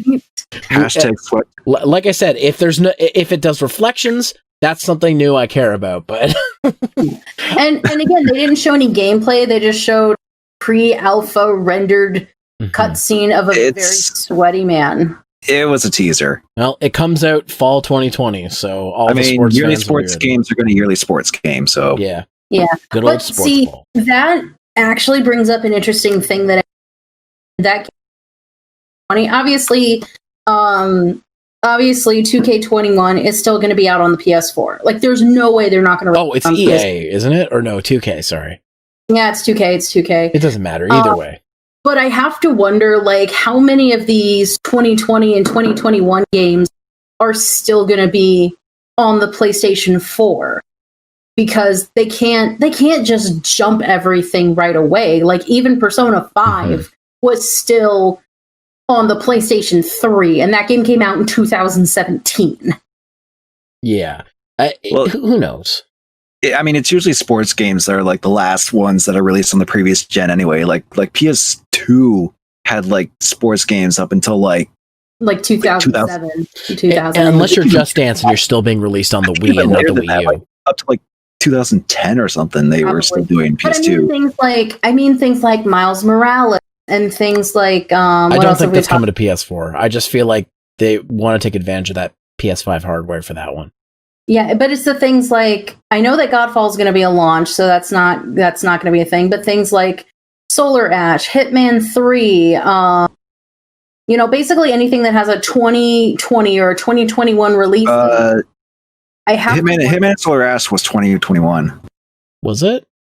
Yeah, Hitman January 2020. That's what I'm saying. Anything that's holiday 2020 or 2021, like early in the year. I wonder how many of those we can still get on PS4. Solar Ash, probably not, because I think it's going to be built around the mechanics of being able to use the SSD of the PS5. Yeah. But something like, but I think some of these games, like Hitman, unless there's something truly incredible that it needs to have from the PS5, like, because they've said ray tracing is optional, primal shading is all optional. So if you can turn off those features and run it on a PS4, then, what's stopping these games from being cross-platform, at least for the first year or two? It depends how they're built, is what I think it will be. Right. That's what I'm saying. Yeah. That's why I'm wondering, like, how many of these are going to be cross-platform when they come out. Definitely sports games. Well, there's always going to be that. There's always going to be Dance is still on the Wii. I know, I work at GameStop. But not on the Wii U. So nothing's on the Wii U. Oh, man. Not even little devils inside. But yeah, but here's the thing. You're always going to have that transitional period of like, some stuff's going to be on the last gen, but it's only going to be up for like another year or so. No, that's, and I understand that, but that's what I'm saying. These that are being announced. I could see Oddworlds being on the PS4 just because they did all that work already for it. Maybe they've saved all of it in case, but like, I don't know. It's like, I feel like they've been developing it for so long that maybe it won't be. So I mean, there's no way that every single one of these games is only for PlayStation 5. Like, I mean, one that's coming up soon, I really hope is not only PS5. And it's confirmed that it isn't only PS5, but we'll get to that. Yeah, not like stuff like Ratchet and Clank and other stuff. Ratchet and Clank may be a PS5 exclusive, depending on if it takes them another year or another 3 years to make it. I don't think it can work on PS4. That one specifically. I agree. I agree. Unless you want Ratchet just to fall in between dimensions for like 30 seconds before he goes to the next one. It takes about like 3 seconds to jump between each dimensional jump. I just, at that point, I just wouldn't ever use the mechanic. Yeah, exactly. But let's hop over to a new game from the creators of Octodad, Bug Snacks. A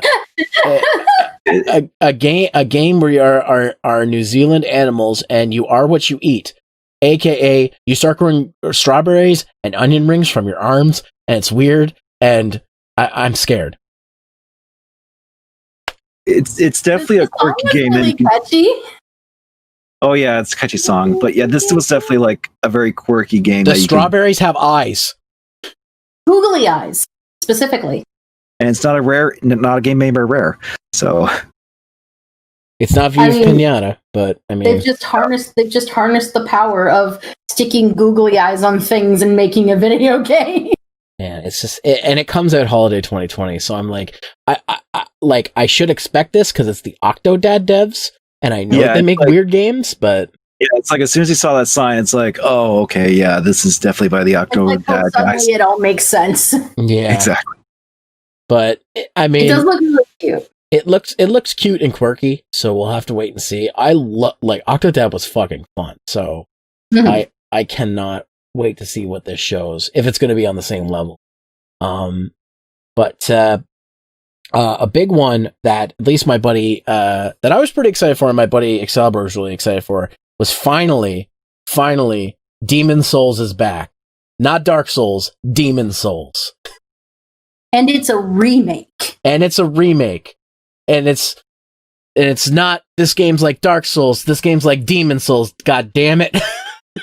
Well, Demon Souls is technically the first Souls. I know, but everybody forgets about it because Dark Souls. So. No, like legit, a streamer that I watched her stream the press conference, and 2 days before the press conference, she was like, do you feel like Demon Souls is just going to be stuck on the PS3 forever? And then the conference happened. And she was like losing her fucking shit. It was so funny. I'm really happy because that's the one like that has really needed a workover, because obviously they've learned as time has gone on when working on this. And I know I didn't see a From Software logo in this, so I know it's being held by Japan Studio instead. It's being done by Blue Point, but they've done some good remakes in the past. But like I feel like they know, yeah. Yeah, they did Shadow of the Colossus recently. So they know how to remake a game. So that's why it's like, and that's one game like Demon Souls is like, it's tough just like Dark Souls, but it's a lot of the ways it's tough for like really technical reasons sometimes. So if they can somehow make it work more fairly, I know that's a hard thing to do when you're talking about the Demon Souls / Dark Souls series. But if they can make it slightly more fair on better hardware, then yeah, this will be definitely something I want to check out. So just a moment. I found an article from November that says Blue Point teases 2 remakes. One is Demon Souls, and the second is Legend of Dragoon. Is it actually? I'm not saying that it's going to happen, but I'm just saying that if they teased back in November that they were remaking Demon Souls. Well, they said, I think at one point they said that the next thing they were doing is a quote unquote big one. It could be this Demon Souls that they were referring to, but I mean, Legend of Dragoon remake, I'd be okay for. I love Legend of Dragoon, but it'd be amazing. It's a game that I put 20 hours into and I never finished. I put about 5 and never finished it, but it's fine. Okay, so yeah, some of the stuff that Blue Point has done is all the remasters of Shadow of the Colossus. They did Gravity Rush Remastered, the Uncharted Collection of Nathan, and they did the God of War Collection, which were the remastered ports of God of War 1 and God of War 2. So they know it's in good hands. Yeah. They have a good reputation. Mm-hmm. Yeah, so I'm excited. I would go play my copy of Demon Souls right now, but 1, we're doing a podcast, and 2, I don't like pain, so that's just get good. Like, I'm fine with Dark Souls and Bloodborne. I don't need to play Demon Souls, but I'm very excited for every. Hey, listen, I have played Demon Souls. It's the only Souls game I've technically played, but I didn't get far in it. Maybe I'll play this remake sometime. Who knows? Maybe. So a really interesting game that was a new game from Bethesda, who really needs a hit right now. Showing off this game, Deathloop. It looks like a noir style like action shooter with this mechanic. I'm excited for this game. Yeah, they actually announced that at last year's E3. Oh, did they? Yep, they did. Yeah. Yep. But they only did like a pre-rendered trailer. Yeah. They didn't have like it as hyper stylized as it is now. It looks like it's using a new engine, which thank God. Because it looked like the Dishonored engine. Yeah, it's made by the Dishonored guys. Yeah, so it's specifically Dishonored 2, not Dishonored 1. Yeah, it's not using the same engine as Morrowind, which I'm okay with. Yeah. No, well, specifically, just to clarify real quick, this game is being published by Bethesda, not made by Bethesda. It's being same with Arcade Leon. Same with Ghostwire. That's published by Bethesda. Yeah, Bethesda is not making these games, but I'm still hesitant because they're publishing it. And I mean, they almost ruined a perfect game like Doom Eternal. Well, not a perfect game, but they almost ruined Doom Eternal with their bullshit. So it's like, I'm cautiously optimistic about Bethesda right now because it seems anything they have their hand in, something happened for the worse. So, truth. But it does sound like more developers are putting their foot down with Bethesda and being like, no, we're doing it our way. Especially after somebody like Obsidian got so screwed over with Fallout New Vegas. Mm-hmm. I heard the story that they fixed their engine and made it better, and they were upset that they did that. And it's like, well, your engine's old and sucky. But it just works. Yeah. This game better just work. That's all I'm saying. All right, this isn't the Bethesda conference from last year. It looks so fucking good. I like the grindhouse aesthetic. Yes, I do. And I like the idea of playing multiple assassins. That's and this is another time loop game. So Yep. this was actually one of the Big first time loop games game. that was announced last year at E3. Yep. So I mean, hopefully they won't run this trend into the ground for other games, or people are like, oh wow, I want to do a time loop game too now. But this one actually does look cool. As long as it's not Drake of the 99 Dragon. The thing of it is like I don't mind my game doing the same concept as long as you can bring something interesting like a style or a mechanic. Because like Returnal is a time loop game and Deathloop is a time loop game. Mm-hmm. But they're both very different. So I could see people being drawn more to Returnal because they want that more realism to it, and people being sci-fi. And people being drawn to time loop because it's much more campy and it has a lot more bullshit mechanics like instant transmission up on the roof. Or rival assassins always on you. Yeah, exactly. You can also apparently play as well, or someone else can, maybe. I don't know. They didn't specify. It also kind of gave me a bit of a Killer 7 vibe. I know that's not really like Killer 7, but you know what I mean. It's just so stylish and fun. And again, I just want fun in my video game. We all want fun. Yeah. I need more fun points in Phantasy Star Online 2. Wait, that's not what we're talking about. God damn it. Resident Evil 8 Village. I'm very excited for Resident Evil 8. I loved Resident Evil 7. It's my favorite Resident Evil game that I've played so far. I haven't played all of them yet. This is all speculation. The only thing I've read is that it stars Ethan Winters and Chris Redfield. So Ethan from 7 and Chris Redfield. Who's Chris Redfield? It's either a new area or it's related to the Resident Evil 4 area. I haven't played 4, so I don't know for sure. Well, it does look very similar to. There's like a couple characters from 4 in this, I think. That they say. No?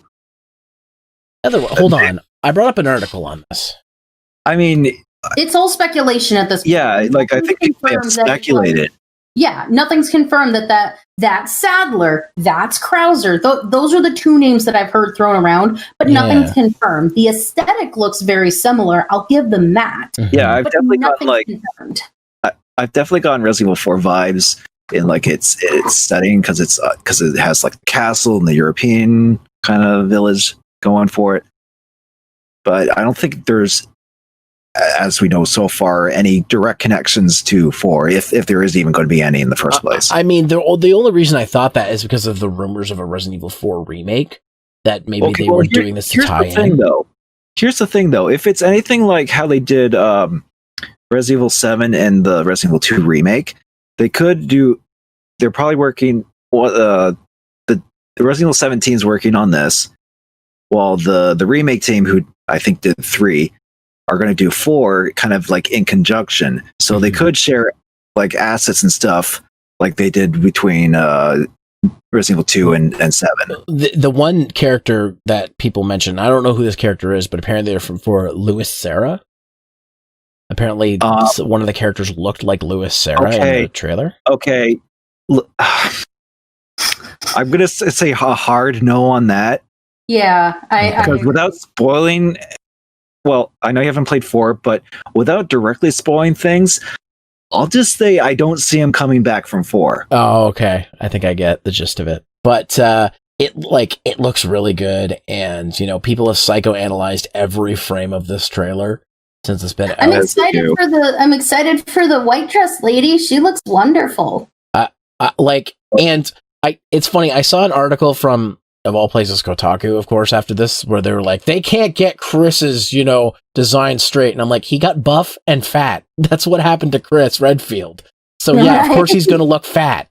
So I'm just like, I remember I was skimming through this article. I'm like, this is a 20-page article. And all someone had to be like, he's buff, he got buff, and then he got fat. That's all they had to know about Chris Redfield. My headcanon is he got on steroids in 5. And then after 6, he got off them, but then he went hard back into them in 8. Oh man, it's just, and from the vibe that I got from the trailer, I'm like, oh no, they're not continuing where they left off in 6, did they? Because I haven't finished 6, but that was the one thing that pissed me off about 6 when I first played the demo of it back at Kevin's house years ago. I'm like, I feel like, oh, they ruined this. So maybe, hopefully not. Well, it's, they only showed the one scene at the end of the trailer, so it's definitely going to be interesting to see what led Chris to do that, and how it plays out. So, and I think Capcom has learned their lesson from how 6 went. So I would hope so.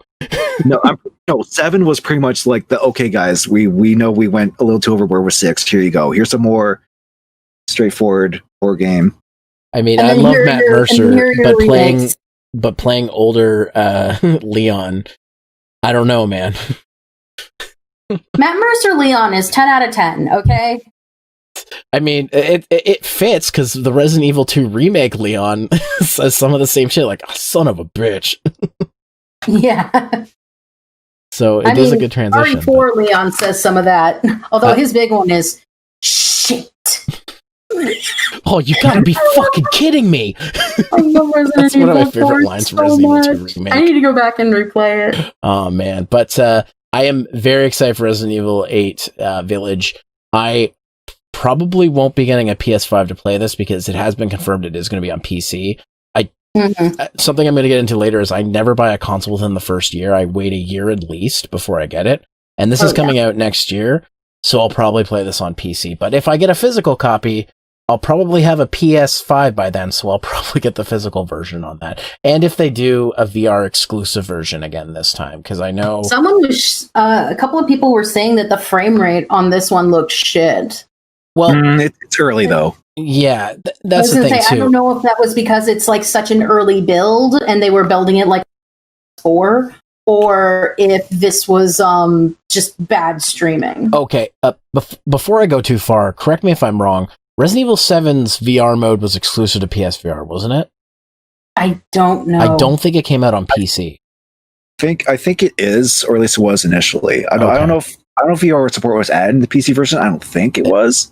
I mean, well, in any case, like playing Resident Evil 7 in VR has made me love the game so much more. So I hope that they're going to do a PSVR version of Resident Evil 8. I mean, I don't see why they wouldn't, but because it worked really well in 7. But if they have to cut it for a budgetary reason, I don't blame them either.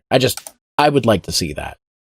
Personally, it'd be cool if they still had it, but yeah, because the PSVR is supposed to be compatible with the PlayStation 5. So nothing that I see on Steam says that it came with the VR. Yeah, so I thought the VR version was exclusive to Sony. I thought it was, but yeah. I have a Let's Play going up right now as we speak. Resident Evil 7 VR. So if you want to see how that feels, well, you won't get to feel the same experience because it's not a VR video. It's a regular video. Go see it. That pops up on YouTube. But the game is way scarier in VR. That's all I'm going to say. And click the info icon in the corner to go to my playthrough. Don't forget to like and subscribe and hit the... No, I'm kidding. Leave a comment below and share with your friends. And if your comment is, let's be YouTube friends, I will fucking kill you. Argue about Resident Evil in the comments. Oh, people probably argue will. About the continuity about Resident Evil. Why is Chris fat? He's just buff fat. He's dad bod. That's what he is. But anyway, well, he is in his 40s. Ava? Where's Ada? Where's Sherry? I'll get you fucker! Yeah, and you do. Where is Art Thompson? Oh, he's forever gonna be stuck in the void of never. But he's canon though. A passing mention in Resident Evil 0 does not make it. Could you imagine if they brought him back for this fucking game? Could you fucking Oh my god, that's the twist. Like, Ethan's gonna get killed at the very beginning. You have to fucking. He just drops down. Chris is like, who the heck are you? My friend Leon told me to come and help you investigate. Oh, so you're Art Thompson. He can't be voice acting at all. That's some Metal Gear Solid 2 shit right there. Oh man. That I think we've said enough about Resident Evil 8, so let's move on to another Capcom game, which is also a desolate human world with cats with robotic enhancements, and you can go to the moon. It was a hollow cat. Pragmata. It's a Strand type game from Capcom. I don't know if it's Strand-like, but I know, but like that's the first thing. I mean, that's what a lot of people bring that comparison of. It's like, oh, it's a weird game. Listen, Knack 2 is the best Strand type game of all time. I have no opinion on Pragmata. It's coming out in 2022. Yeah, like we got a while before we even find anything else about it. But I mean, it looks intriguing, so it could be something interesting. It could be something cool. Watch this be Lost Planet 7. No, I mean, well, there was that tweet that got removed where it's like the writer for the Dead Space game said that their game was being premiered on or revealed at the event. Oh. I don't know if Pragmata was that, but like the only connection I have is that the astronaut, like visor kind of looked Dead Space-ish. Yeah, I did get a Dead Space vibe from it, and I originally thought it was when I was looking at it. And you know what? That makes sense because the original creators of Dead Space wanted to make Resident Evil 4. That's basically what they were inspired by. So I wouldn't be surprised. Who was the company that they worked with? Company logo that was shown or not logo, but the trademark at the bottom was Capcom. I'm not sure. Just Capcom or all I remember is the Capcom logo. It went so fast, so yeah. It was small. It was tiny too. It just said Capcom, I think. Yeah, like at the very, very end, it was just like Capcom. Let's see. New IP, so okay. Yeah, I'm only seeing stuff Capcom. I'm not seeing. Yeah. It says developed by Capcom. So maybe like if it is like have the Dead Space devs in a new company, or maybe they all started working at Capcom, who knows? But that's just me speculating, just something I saw like on Twitter. One thing that I saw was people were like, "Oh, maybe this is a new Kojima game. His logo sometimes has a spaceman on the moon." Okay. Good job, gamers. You've cracked it. I mean, I think people are like, because Death Stranding just came out last year, people are still like, Strand type games. Strand games. Well, I mean, it did get announced a while ago, so people probably got influenced by it, maybe. Yeah. In any case, Pragmata turns out to be a new like space horror game like Dead Space. I'm in. I don't see horror. It definitely looks. All the reports are saying it's like a horror game, but these are just reports, so who knows? But I don't know. Anyways, Pragmata. It's a game. Strand type game. So the last game that was revealed before the console was revealed was probably the one that I think people were most excited for, who are hardcore PlayStation fans. And it definitely looks like really good. Like it looks really good. Now, of course, I'm talking about Horizon Forbidden West, and there's a little 2 between Horizon and Forbidden West. So Horizon 2 Forbidden West? The Horizon 2 Forbidden West, essentially, yeah. Yeah, the byline of the first Zero Dawn. So the game is just Horizon. Yeah, but it looks really good. Yeah, no, it looks, and again, it looks vibrant and colorful. And this is the thing. You can make post-apocalyptic futures, and you can still make them look bright and pretty and like beautiful. They don't all have to be Fallout. I mean, nothing against Fallout. Fallout 4 is a fantastic game, but yeah, they all look like I'm just saying, y'all don't have to make Fallout every time. Mm-hmm. Yeah, Horizon's biggest strengths, one of the biggest strengths is definitely the art style and the visuals in that game. And this trailer made this new one look gorgeous. Like, definitely. I haven't played Horizon Zero Dawn yet. I know I really need to, especially because it's $10 now. So, but I need to finish it. DLC, and the game is $10. Yeah, the Game of the Year edition is totally $10. But like, yeah, and it's coming on PC. That too, as well. But yeah. It looks really good, and it makes me want to really get cracking on the first one now. Yeah, I was just about to say, it definitely makes me want to go back and play the first one. I need to finish it. Yeah, me too. There you go. We all got to finish it, I guess. It's a very, very good game, though. Like, I 5 or 6 hours, and I'm like, this game is amazing and stunning, and I love it. This isn't, by the way, before we talk about the PlayStation console reveal, this was released today, speaking of ports to PC. Persona 4 Golden's on PC now, and it's $25 for the full version. $20 in America. Yeah. Well, yeah. So, and it's, I mean, $20 is $20, so maybe I'll probably pick that up after this. Even though I had that whole discussion in my server about how I'll never finish a Persona game. No, it's okay. I have the Persona games. I just haven't played them yet. Yeah. But, I've beaten 3, and I've beaten all the dancing games. And I've almost beaten 5. I've almost beaten 4. So for all intents and purposes, I've beat everything after Persona 3. I beat Persona 3 Dancing in Moonlight. That's a Persona game, right? Good job. Technically, yes. It's a spin-off, but yeah, this is like, people joke about it, but it's now the main reason you even get a Vita is not there anymore. Uncharted. But I mean, the Uncharted game is not bad on it, but it is for the better because now people can actually play the golden version. It's more accessible. So, which I mean, I have it for Vita, but I'm just like, that's just it also gives the rest of us hope for more ports of other Persona or Shin Megami Tensei games if this one does. People are rumoring 5 is coming to PC, so who knows? We'll see. Yeah. But then finally, they showed off the console, and there's a lot to talk about with this console. It looks great. It sure does. I like how sleek it looks. It looks like Seto Kaiba's jacket.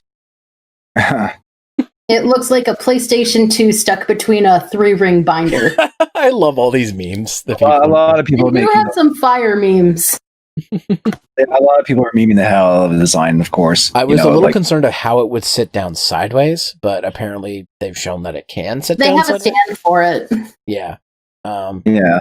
So at least there's that. My only concern with the design is that is like if dust and stuff gets on the top of it, that it'd be hard to clean out. Or in the bridges. It's actually, though, I think it'll be easier to clean than, say, the PS4 was because of how it's designed. Compressed air will be able to get in there a lot easier. And the extended flaps, you'll be able to just like run like a Swiffer over that so much easier. Mm-hmm. Exactly. Okay, yeah. So they also showed off some of the stuff, that accessories and whatnot. So they're giving it a 4K camera, which. I think it's also important to mention the system is. Sorry, Hannah, you cut out there. What was that? I think it's also important to mention that the system is white. It is white, yes. Mm-hmm. It is, and so, just like the controller. Well, it's white on black, so it's like it's got black on the inside, white on the outside. So it looks like a building, like a futuristic building. That's what it looks like. A lot of people say it looks like a router. It does. People are saying fridge versus router right now because the X fridge and the PS router. Look, the PS5 design actually looks like a video. Yeah, it does. And not like a goddamn brick. They've done very square and like triangular designs. So it's interesting that they're going for a more sleek and like curvy design. I love it. I think it looks really good. But yeah, it's getting a 4K camera, which I'm assuming is not coming with the system. It's probably going to be separate, like the player camera was with the last system. A media remote, which again, I don't know if it's coming with it, but if it does, that'd be sweet because there are many times I've gone to just watch something and I didn't need a controller, and that's all I had. So. Watch your 4K Ultra HD Blu-rays. Yeah, like I do watch a lot of Blu-rays and documentaries on my PS3 and PS4, so I mean, I think for a lot of people, like at least for us, it's like that PlayStation 3s and 4s are like just our Blu-ray players. Essentially, yeah. I don't have a separate Blu-ray player other than a console, so exactly. They also showed the 3D headphones, which is a pair of Sony headphones, so It looks just like the Platinums, but white. So. Yeah, exactly. Like, 3D audio doesn't necessarily need special headphones, but they could be enhanced in some way. Who knows? All this stuff, by the way, they just showed. They didn't talk about it all. They just kind of showed it. Well, I don't think that they really needed to talk because they had the Specs conference like 2 months ago. Yeah. But also they showed off that there was going to be 2 versions. There's the regular PS5 with a disc drive and a digital one, which does not have a disc drive. Much like how the Xbox Series X or Series S had a version without a disc drive. Yeah, so they didn't show the prices, but we can assume that the digital version will probably be cheaper. Yeah, the rumor is that the digital version is going to be $100 cheaper. I was going to say anywhere from 50 to 100 because that's what it was for the Xbox One S when it originally came out. That being said, I don't think those are going to move consoles because people get pissed when they find out that it doesn't come with a drive. Well, I think this generation more so than when they first introduced it last generation with the Xbox One S digital version is that I think more people are going to relent and get the digital version because they're going to be like... Kind of like how people just relent and get a Switch Lite when they can't get a real Switch. Like, my brother was going to be one of those people until he couldn't get one of those. But and I think more so in this age, provided that the games are small enough, because games have been gotten... I mean, Red Dead Redemption 2, big example, 100 gig download for a PS4. Final Fantasy 7. I mean... Like... the big AAA games are not going to get any smaller. Yeah. Right, they're only going to get bigger. It's one of those things where it's like, that's why I'm concerned about the digital one. Like, yeah, it probably will sell fairly well, because there'll be those people who'll be like, I just want the console to play indie games. But, like, if you want to play the AAA stuff, I feel like the disc isn't going. Now, that being said, they did talk about at the tech conference that you can use an external hard drive to move over your PS4 like save data and stuff. So it sounds like you can still just hook up an external hard drive and you're good to go. I have a 4 terabyte one, so I'm good. You just made me think though, like, I wonder if it will support external Blu-ray drives. Probably not, but I don't know. But hey, you can swap out your SSD and get a bigger one as long as it's compatible and runs at least as fast PS4 SSD. So the other thing too is I think they're adding an extra slot to the PS5 for other SSDs, as long as it's, within the range. It doesn't have to be the same like type, but as long as it's within the range. It just has to run the same capabilities, which is like the 5 blah blah blah. Yeah, exactly. So I mean, Sony's prepared for people to expand their systems, and it prepared for people to They're definitely being more user friendly than they've been in the past, to be sure. But what I will say is, as most people who are into gaming or hardcore gaming, not even just hardcore gaming, but people who are even in game casually at the way it is, I don't see them jumping for that. I see mostly people who can't wait to have it with a disc drive, get it jumping on digital. Yeah, that's I the could way see that that. I feel it. Or the situation that got brought up in several memes that if the digital version is the only one available this holiday, watch a lot of kids get it for Christmas and then get physical games they can't play on it.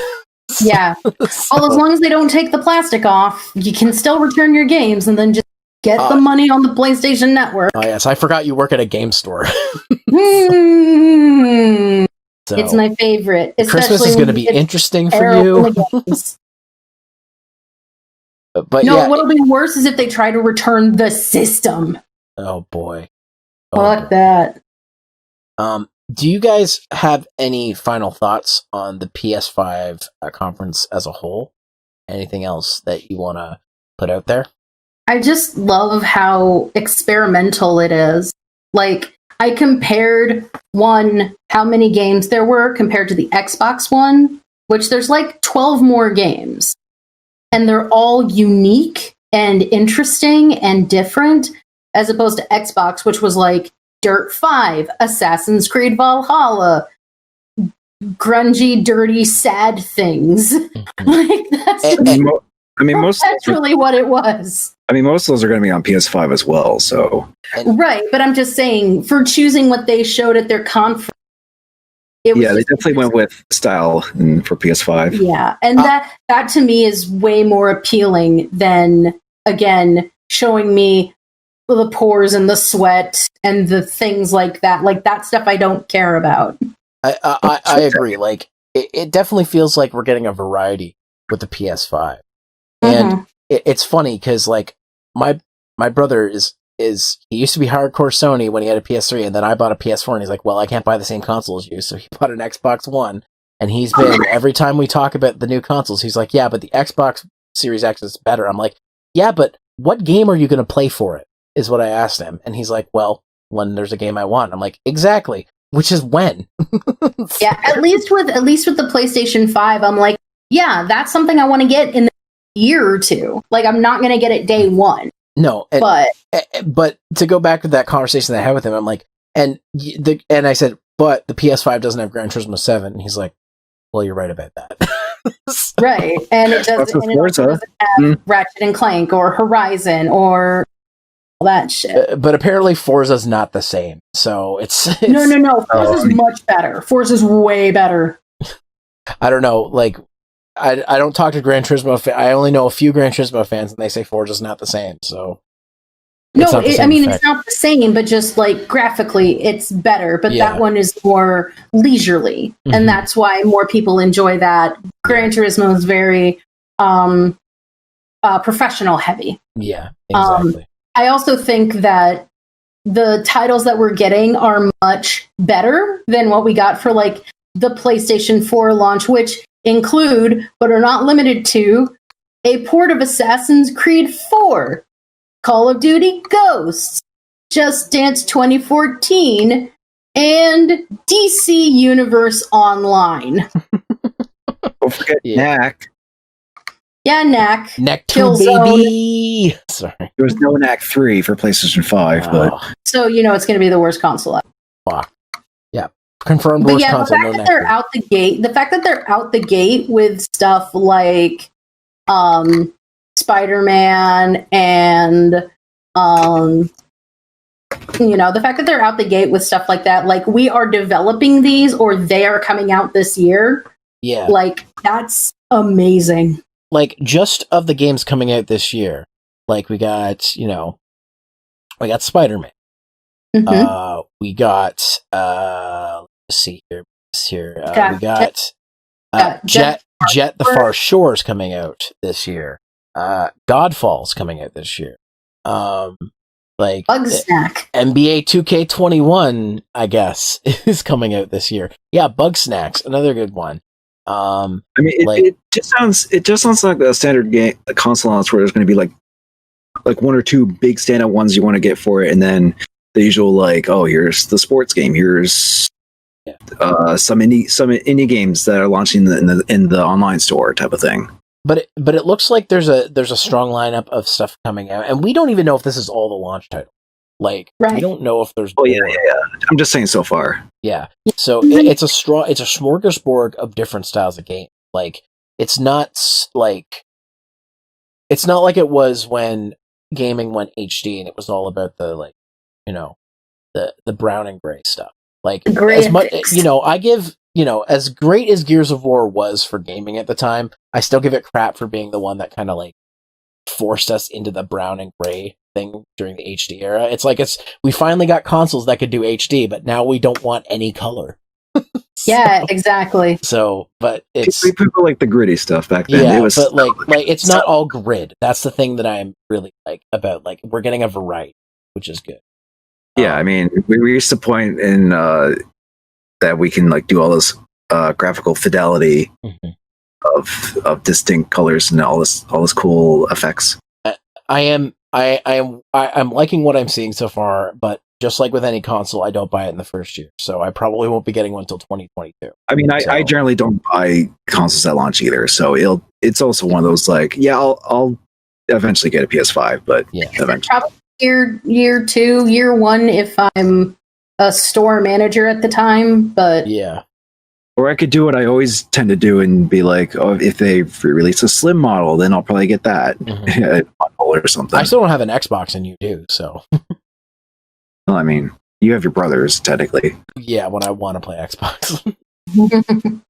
But yeah, like all in all, I think this was a good showing. People are already saying, like it won the supposed Summer Game Fest / E3. I can't say that because Nintendo hasn't shown anything yet. So Nintendo's not planning anything. It's not a contest. Everyone's getting games regardless. I know. I mean, like, well, here's the thing: Nintendo could always shadow drop it, right? So who knows?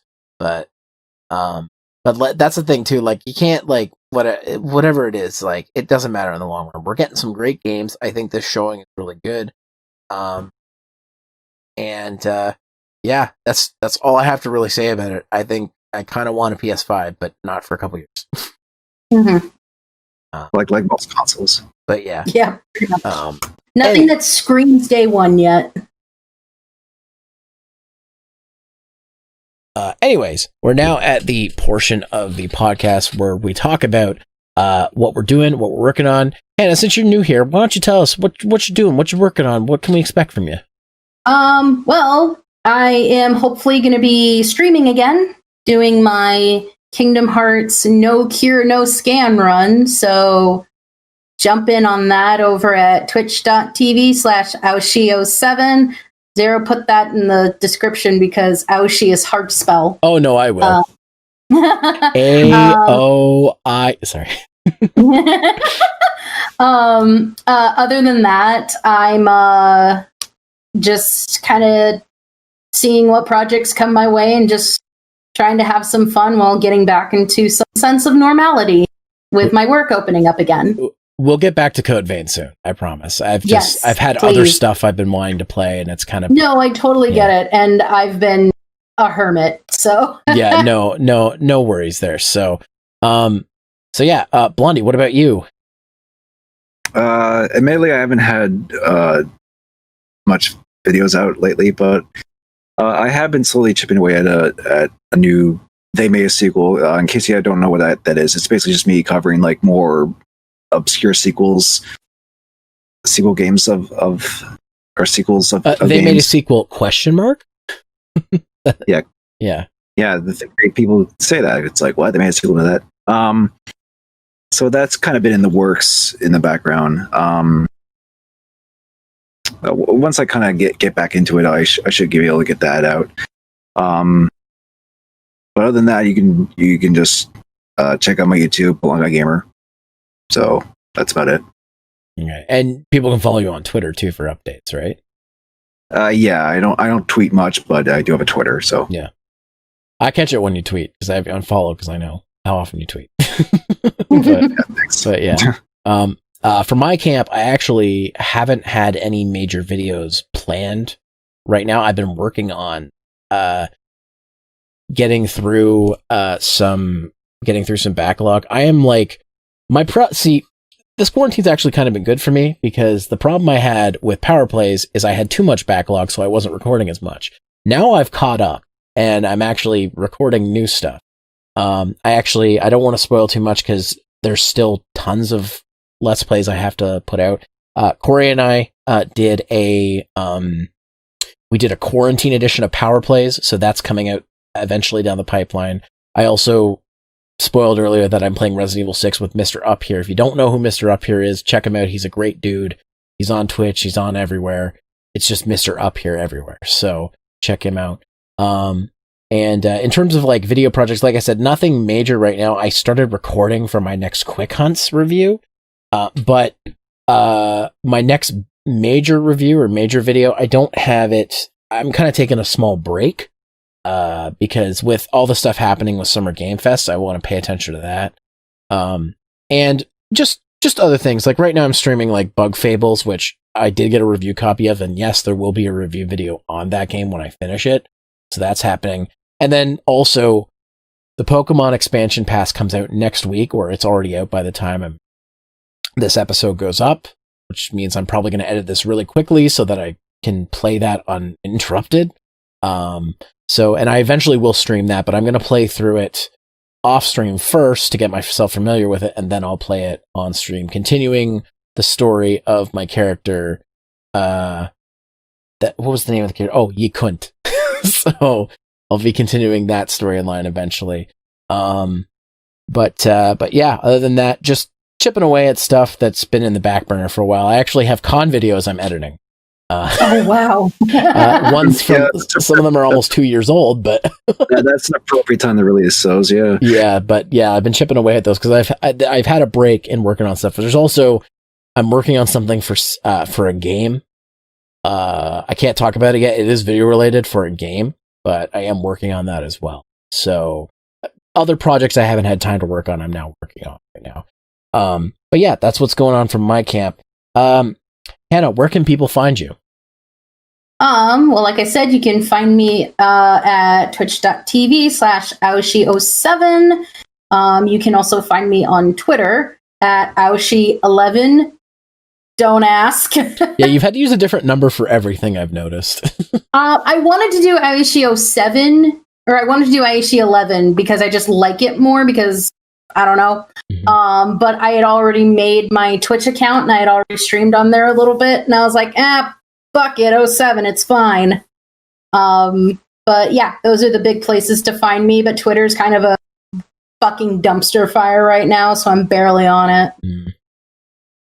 But, and yeah, Blondie, you mentioned your YouTube channel and Twitter. Anywhere else people can find you? That's pretty much it right now. Just YouTube and Twitter. Okay, gotcha. Well, guys, you know where to find me. Facebook.com/Zeromaster fan page. On Twitter @Zeromaster. You want to get videos, early access videos, such as this podcast, behind the scenes extras, and a whole lot more. I have a Patreon, patreon.com/Zeromaster. I am revamping my behind the scenes stuff. So if you want to get more like stuff like commentaries and like outtakes and stuff like that, I am revamping all that and slowly working on that. So definitely check that out. I'd like to say my Patreon's the DVD special features section, essentially. So that's basically how I treat it. And then, of course, I stream on Twitch Tuesdays, Thursdays, and Sundays at 8:30 p.m. Eastern Time on twitch.tv/Zeromaster. Guys, it's been a pleasure talking about the PS5 with you. Thanks for coming on and sharing your thoughts and your hype and all that. Super fun. But anyways, guys, for the Hunter Base podcast, I was Zeromaster, and I was joined by Aoshi and Blondy Gamer. All right, and I'll see you on the next one, guys. Take care.